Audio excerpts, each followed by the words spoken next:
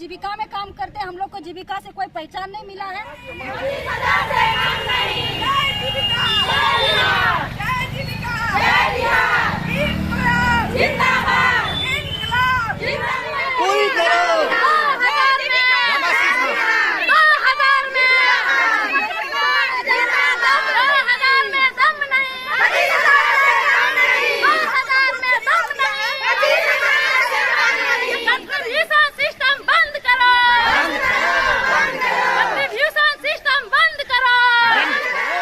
बारिश में भी आप सैकड़ों की संख्या में जीविका कैडर के जो भी साथी हैं सभी प्रखंड मुख्यालय पहुंचे, किस मुद्दा को लेकर? हम लोग 10 सूत्री मांग को लेकर पहुंचे। हम लोग का 10 सूत्री मांग है। क्या मांग 10 सूत्री है? 10 सूत्री मांग है। हम लोग जीविका में काम करते हैं, हम लोग को जीविका से कोई पहचान नहीं मिला है। कितने दिनों से काम करते आ रहे हैं? हम लोग 2009 से काम कर रहे हैं। 2009 से जी। आगे सरकार के द्वारा आश्वासन मिला था क्या आप लोग को कार्ड देंगे या नहीं? हम लोग को कोई अस्तित्व ही नहीं है जीविका में। हम लोग काम करते हैं, हम लोग को कंट्रीब्यूशन सिस्टम से पैसा दिया जाता है। सरकार से हम निवेदन करते हैं हमको ये कंट्रीब्यूशन सिस्टम बंद करें। और दूसरी बात, हम लोग की जो पहचान नहीं है जीविका में, वो हमको पहचान पत्र दिया और नियुक्ति पत्र दिया और ड्रेस भी मिला। और हम उसके बाद जो भत्ता जो मिलता है, हम लोग को गाँव घूम के जो काम करते हैं वो भी हम लोग को नहीं मिलता है। ब्राह्मण भत्ता, आखिर जो भी भत्ता आप लोग को मिलता है वो रुपया कहाँ से आते हैं? जो जीविका की दीदी जमा करती है सब जो दीदी 10 रुपया जमा करती है, वो दीदी हमको महीना में पिछला काम का समीक्षा करके उसी हिसाब से पैसा दिया जाता है हम लोग को।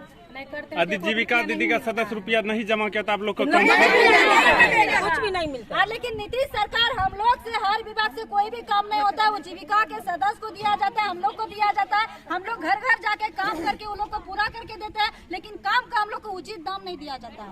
कोरोना में सब हम लोग को दिया गया, शराबबंदी में दिया गया, सीएम सबको शौचालय में दिया गया, कुछ भी काम पैसा नहीं काम कर रहे हैं। लगभग हम लोग को 16-17 साल हुआ है। उस समय से हमको 3,000-4,000 रुपया मिलता है। बताइए 3,000-4,000 क्या होगा? हम लोग बाल बच्चा सब मतलब बार बार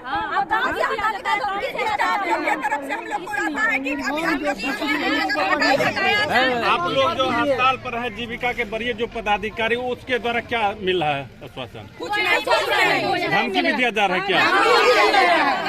आप लोग काम पे लौट के नहीं आइएगा तो आप लोग को हम हटा देंगे। काम से हटाने का धमकी दिया जाता है और उसके बाद हटा कर दूसरे को गाँव में भ्रमण करते हैं तो वहाँ पर आने जाने का हम लोग को किराया भी नहीं मिलता है। बार बार ऑफिस में मीटिंग बुलाया जाता है, उसके बारे में भी किराया नहीं मिलता। हम लोग को भत्ता भी चाहिए कहीं आने जाने के लिए। भ्रमण भत्ता आप दीजिएगा या नहीं दीजिएगा? सबको जब मिलता है तो हम लोग को भी मिलना चाहिए। अगर हम लोग, मेन बात हम लोग का जो काम है घर घर जाके काम करना है। अगर रास्ते में मेरा एक्सीडेंट हो जाता है तो उसका जिम्मेवारी कौन लेगा? अगर मेरा मान लिया जाए मेरे साथ कोई हादसा हो जाता है, हम मर गए, आखिर मेरे परिवार को कुछ दीजिएगा ना? अच्छा सुनिए, और उसके बाद है सभी कैडर को नियुक्ति पत्र एवं पहचान पत्र दिया जाए। फिर उसके बाद है मानदेय कंस्टिट्यूशन मतलब सिस्टम हटाया जाए, उस पर रोक लगे। फिर उसके बाद है सभी कैडर को मानदेय कम से कम 25,000 और नियमित रूप से बैंक खाते में मिले। फिर उसके बाद है काम से हटाने की धमकी पर रोक लगे और धमकी देने वाले पर सख्त कार्रवाई हो, कानूनी कार्रवाई हो। उसके बाद सभी कैडर को क्षेत्र भ्रमण भत्ता के कम से कम 3,000 रुपया। फिर उसके बाद है महिला विकास निगम यानी जो कर्मी है अस्तित्व को बरकरार रखते हुए का मानदेय वृद्धि मतलब हर महीना या हर साल मानदेय में वृद्धि हो। क्योंकि हर सरकारी योजना में हमने कहीं कहीं देखा है कि जो टीचर का 1,500 रुपया मानदेय था, आज कहीं ना कहीं उसको 45,000 रुपया मानदेय, 40,000 रुपया मानदेय। सीएम जो 2009 से काम कर रही है उसके आवाज में आज तक उसमें ना मानदेय में वृद्धि हुई है ना काम में वृद्धि ही वृद्धि है। काम तो बार बार आते रहता, कभी ऑनलाइन कीजिए, कभी लोकॉस पे कीजिए, कभी ये कीजिए, कभी वो कीजिए, लेकिन मानदेय में वृद्धि कभी नहीं किया है नीतीश कुमार या जीविका को जो सीईओ है वो। फिर उसके बाद है जो हमारे मतलब सभी अध्यक्ष सचिव और कोषाध्यक्ष कर्मचारी संकुशन CLF स्तर पर 500 रुपया हो प्रति दिन। उसके बाद BO स्तर पर 300 रुपया हो और स्वयं सहायता समूह के स्तर पर 200 रुपया प्रतिदिन भत्ता मिले। जो दीदी हमारे प्रतिनिधि हैं BO के या CLF के, जो दिन रात CLF में बैठती है, ये 8 बजे से उपस्थित होती है या 10 बजे उपस्थित होती है, उन लोग को सिर्फ 3,000 रुपया यानी 200 या 250 को रोज मिलता है। उसमें भी सिर्फ भाड़ा भी नहीं पुरता है। वो दीदी को भी हम लोग को 500 प्रति रोज चाहिए भत्ता। फिर उसके बाद है 5 साल पुराने जीविका दीदियों को ऋण माफ किया जाए। जो 5 साल पहले ऋण ले चुकी है वो अभी तक नहीं दी है। हम चाहते हैं कि वो ऋण माफ किया जाए सरकार के द्वारा या जीविका के सीओ के द्वारा। उसके बाद परियोजना में 3 साल पुराना रहने वाले कैडरों के लिए स्टाफ के रूप में प्रतिनिधित्व किया व्यवस्था हो, यानी जो मेरा कैडर काम कर रही है शुरू से उसको आगे की ओर बढ़ने नहीं दिया जा रहा है। यहाँ तक ACCC के बाहर ही निकलता है तो वो भी हमारे कैडर तक नहीं पहुँचता है। हम चाहते हैं कि हमारे जो महिला कैडर संघ या जेंट्स कैडर संघ है उसको वृद्धि हो नौकरी में, जैसे होता है कि आगे बढ़ते प्रमोशन के ऊपर हम लोग को प्रमोशन किया जाए। उसके बाद सभी कैडर को सामाजिक सुरक्षा का लाभ, अवकाश महिला कैडरों को विशेष अवकाश यानी मातृत्व अवकाश 2 लाख मेडिकल एवं 5 लाख का हेल्थ एंड जैसे हमारे जो दीदी जा रही है कहीं काम पे जा रही है, बीओ मीटिंग के लिए जा रही है, CLF जा रही है, अगर रास्ते में ऐसा कुछ होता है तो वो लोग को आधा मतलब जैसे पैर टूट गया या अंग टूट गया हम लोग को 2 लाख इंश्योरेंस चाहिए। अगर स्पॉट में मृत्यु हो जाती है दीदी को तो उसे 5 लाख का इंश्योरेंस चाहिए। क्यों ये हमारी मांगे गलत या सही है? हमारी मांगे पूरी करो, 2000 में दम नहीं, 25,000 से कम नहीं। आपका शुभ नाम क्या हुआ? मेरा नाम है रूबी कुमारी। क्या पोस्ट पर आप हैं? हम SGY MRP पोस्ट पर हैं, जो सतत जीविकोपार्जन की योजना है उसमें मास्टर रिसोर्स पर्सन का काम करते हैं। और संघ में कीजिए वो भी बताइए।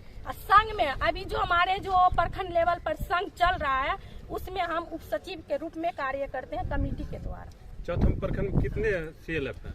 4 CLF है। सभी साथ हैं? सभी 4 CLF है। इनसे भी बात कर रही है सर, अध्यक्ष CLF का अध्यक्ष है, क्या परेशानी है ये भी अपना बीमारी हूँ। देखिए मेरा मांग ये है, आप CLF की जितने भी कैडर हैं सभी को आजीविका के वरीय पदाधिकारी के द्वारा दबाव बनाया जा रहा काम करने, उस पर क्या कर रहे हैं? उस पर यही दबाव बनाया जा रहा है। जैसे जो भी हमारी CM है जो काम कर रहे हैं उस पर दबाव बनाया जा रहा है। जो अभी रोक लगा हुआ है कि आप लोग काम कीजिए, ताकि वो लोग को तो अभी सूचना जा ही नहीं रहा है, कहीं कोई रिपोर्ट नहीं जा रहा है, जिसके द्वारा वो लोग को परेशानी पड़ रहा है। इसी के वजह से वो लोग हम लोग पर, हमारी दीदी पर जो है वो दबाव बना रहे। लेकिन ये दबाव से हम लोग को कुछ डरने वाले नहीं है इससे, क्योंकि हम किसी के हित में किसी का बुराई नहीं कर रहे हैं। ये मेरा अधिकार है, क्योंकि अधिकार लेने का ये मूल हमारा जो है अधिकार दिया हुआ है कि हम अपना अधिकार का लड़ाई लड़ सकते हैं। अभी 10 सूत्री मांग में आप सुने, हमारी जो CM दीदी है वो 2,000 रुपया पर काम कर रही है। आज वही नीतीश कुमार कर रहे हैं, हम दीदी को आत्मनिर्भर बना रहे हैं, दीदी को हम शक्तिशाली बना रहे हैं। आप ही विचार कीजिए, यदि 2,000 रुपया हम मानदेय के रूप में ले रहे हैं, क्या आज 2,000 रुपया में एक आदमी अपना 1 महीना का रोटी भी खा सकता है क्या? तो फिर हम बच्चे को कैसे पढ़ाए, कैसे बच्चा का भविष्य देख पाएंगे? और इधर कहता है कि हम दीदी को इतना आत्मनिर्भर बना। जब भी नीतीश कुमार को कहीं जरूरी पड़ जाए तो जीविका का दीदी को सूचना देता है, हम लोग भीड़ इकट्ठा करके खड़ा कर लेते हैं। मानव श्रृंखला में या शराबबंदी भी होता है, उसमें भी हम लोग जाते हैं। जहाँ भी सरकारी गैर सरकारी जो भी काम लगता है उसमें भी काम किए हैं। सरकारी गैर सरकारी जहाँ भी काम होता है हमारी जीविका दीदी से लिया जाता है। यहाँ तक कि काम का हमको उचित दाम नहीं दिया जाता है। इसी के वजह से हम लोग हड़ताल किए हैं। हम लोग का मांग है कि जो हमारा मांग है उस मांग पर यदि पूरी नहीं हुआ कर पा रहे हैं तो हम सारे दीदी मिलकर नीतीश कुमार को कुर्सी दिए हैं तो हम लोग को हटाने का भी अधिकार हम ही लोग को है, क्योंकि उनको ये शक्ति का पता नहीं है कि हमारी जीविका संगठन कितना बड़ा है। जीविका को यदि मानदेय मांग पूरा नहीं करती है तो आगे विधानसभा चुनाव में नीतीश सरकार को कितना क्षति होगा? बहुत क्षति होगा। हमारी कैडर संघ का इतना बड़ा संख्या है, यदि ये मांग नहीं पूरा होगा उनका कुर्सी हटाने का जो है पावर है। 1.5 लाख कैडर का जो परिवार है अगर वो पूरा एकजुट हो जाए तो नीतीश कुमार 3 नंबर से 6 नंबर पर कितना नंबर पर चल जाएगा? कुर्सी देने का पावर मुझ में है तो हटाने का पावर मुझ में भी आपका है। शुभ नाम क्या हुआ? उर्मिला कुमारी। क्या है इस संघ क्या?